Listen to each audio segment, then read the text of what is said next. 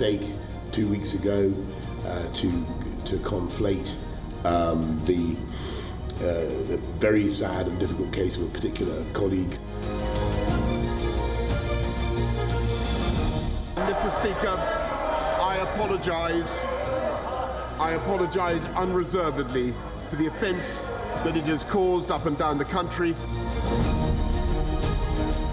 I think it's an extremely good, positive, inclusive, decisive result.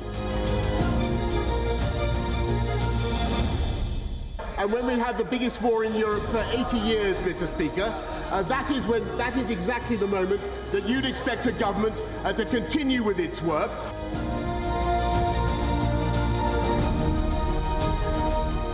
I want you to know that from now on until the new Prime Minister is in place, your interests will be served.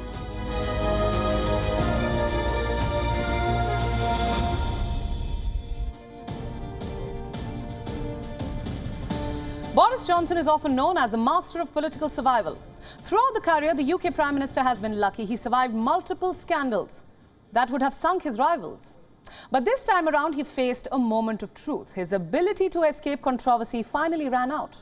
Boris Johnson has now resigned, bringing his scandal-hit tenure to an end. So here's now a look at some of the biggest scandals that defined his premiership. The first one is obviously the Pincher scandal, the one that led to his downfall. Christopher Pincher was a Tory deputy whip until last week. He has since resigned after being accused of sexual misconduct. Downing Street at first said that Johnson was not aware of these allegations, but later Number 10 issued a clarification. It said that the Prime Minister had initially forgotten that he was in fact informed about it in 2019. This led to mass resignations from the government. Ultimately, Boris Johnson had to step down. The second is obviously the infamous Partygate scandal. The term Partygate was coined to refer to a scandal over parties held in government, including those in Johnson's own Downing Street office. One lockdown party was even led by the Prime Minister himself. The gathering was initially to mark the departure of one of his aides, but when Boris Johnson walked in, he turned it into a party. Johnson started pouring drinks for everyone. He even poured a drink to toast his aide, Lee Kane. Remember, these parties were happening at a time when the country was grappling with COVID-19. Thousands were at home unable to meet or bury their loved ones due to the strict lockdown rules. Johnson was also fined for breaking COVID rules set by his own government. The third is a series of sex scandals which rocked the government. Lawmakers were accused of improper behavior and sexual misconduct. This even led to 2 lawmakers resigning. In both cases, the Conservatives lost special elections held to replace them. The fourth is the Owen Paterson affair. Last year, a Parliament committee wanted to suspend Paterson for 30 days. Paterson was a Conservative lawmaker and a former minister. It was found that he committed a case of paid advocacy. What does that mean? It means he lobbied on the behalf of the companies that paid him. Johnson had at first defended Paterson, but later said that it was a complete mistake defending the ex-Tory MP. And the fifth is what many call the redecoration scandal.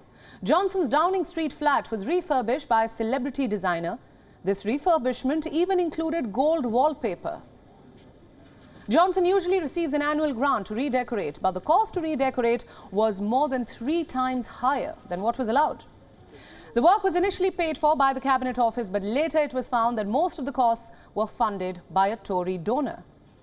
Britain's Electoral Commission later fined the Conservatives £17,800 for failing to accurately report the donation that had paid for it.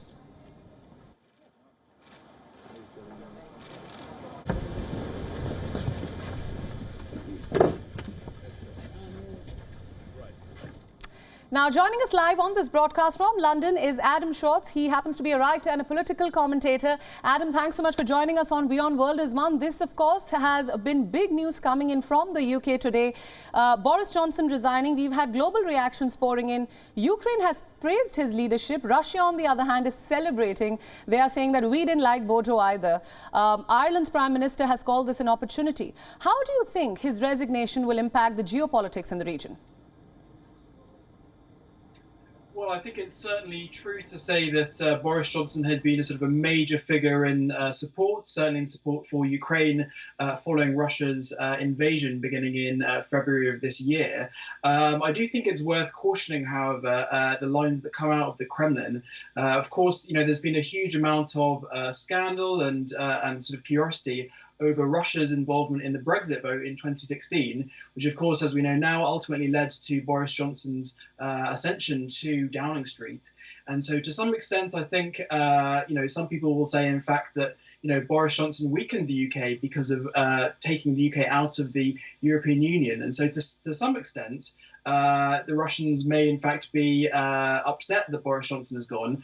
Certainly, if you look at the last year or so, the instability that has taken place under Boris Johnson's premiership is something that certainly, benefited the UK's adversaries. So I think certainly in the Ukraine context, Ukraine will, ultimately be sad to see Boris Johnson to go. He's got very high approval ratings in Ukraine, largely because of the early weapons that he supplied to Ukraine even before the war began. However, I think that whoever takes over the premiership from Boris Johnson in the UK will ultimately maintain the same level of support for Ukraine and ultimately the same support for NATO and international defence and security institutions. So I don't think it's going to have a major impact upon the global security situation as we currently see it. Right, Adam, that actually brings me to my next question. Let's talk about who will lead the UK next. There's plenty of crises that Johnson's exit has left in its wake. There's a cost of living crisis, prices of essentials, energy prices are soaring. The British people are demanding a lot. What are the options ahead of them? Well, there certainly isn't a shortage of candidates who will want to go for the premiership. During this period of weakness over the last 6 months or so, when it's been looking like Boris Johnson was going to be ousted at some point in the near future, we've seen various members of the cabinet and a few people from outside of the cabinet sort of manoeuvring and shifting themselves into position to launch a leadership bid.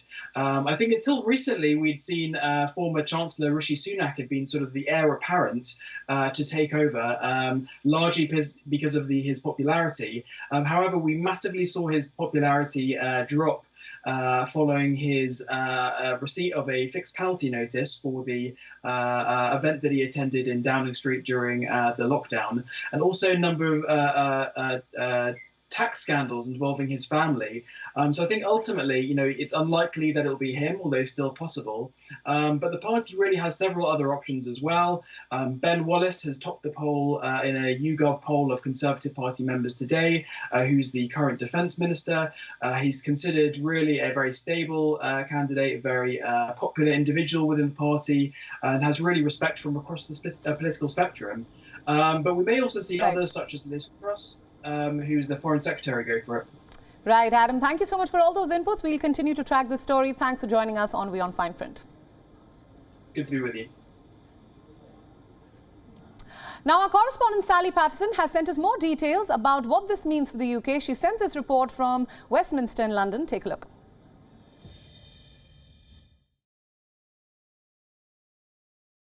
Right, there's a lot of speculation that he won't be able to fill all of those positions. We've seen throughout the morning local time, there's been announcements of new ministerial positions being filled one after another, but there are so many more left to do, as well as ministerial aides. And so it's really unclear if he is going to have the support to keep on going. Now, we've also seen some members of the cabinet who hadn't resigned, the small number, have said that they will continue on in those positions to support the running of the government as the leadership election takes place. So those include, for example, Home Secretary Priti Patel.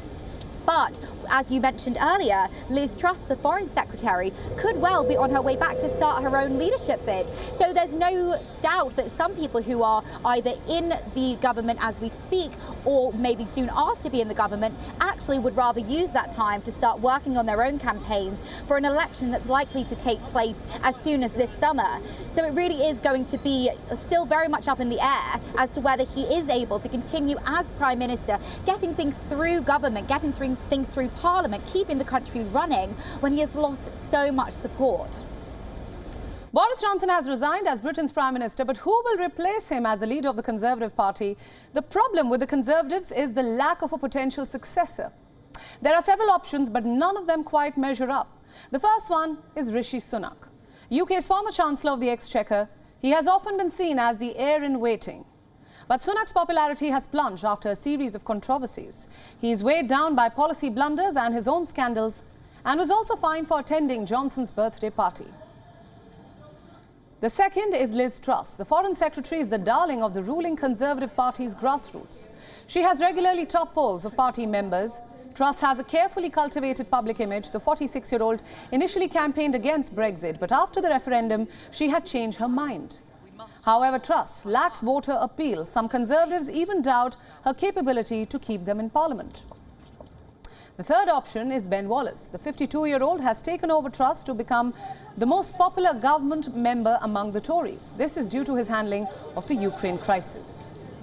The former soldier began his political career as a member of Scotland's devolved assembly in May 1999, before being first elected to the Westminster Parliament in 2005. He also supported remaining in the EU ahead of the referendum. Another front-runner is former Foreign Secretary Jeremy Hunt. The 55-year-old finished second to Johnson in the 2019 leadership contest. Earlier this year, he said his ambition to become Prime Minister has not completely vanished. Last month, Hunt said he voted to oust Johnson in a confidence vote. The other options include the likes of Sajid Javid and Nadim Zahawi, but they are not mainstream leaders or even credible alternatives, which makes replacing Boris Johnson even more difficult. With Europe at war, the UK does not want a vacuum in the country's leadership amid all these crises. We are already making our plans for the next stage because we do not know how long immunity lasts. Advisors. Boris Johnson is out, but who will replace him as the Tory leader? His exit sets the stage for a leadership battle in the Conservative Party, one that will determine who will be Britain's next Prime Minister. This will lead to the election of a new Tory leader, the third in 6 years. But it is a contest that is full of twists, turns and backstabbing. So how does the process work? This takes place in two stages. The first one will see 358 Conservative Party members battle it out. Under the current rules, candidates need the support of 8 Conservative MPs to stand. And once the candidates have been declared, the battle begins. If there are more than 2 candidates, the Tories hold a series of votes until 2 remain. The second stage will involve thousands of grassroots party members. They will be picking the winner in a secret ballot. Whoever wins the contest will become the leader of the Conservatives. The Queen will then ask them to form a government. However, the early favourite in the contest usually never wins. In 2016, Johnson was a favourite, but Theresa May ended up winning. In 2005 also, David Cameron won by overcoming favourite David Davis. Boris Johnson will still stay in office until a new leader is selected, and the timetable to nominate his replacement will be set out next week. WION World is now available in your country. Download the app now and get all the news updates on the move.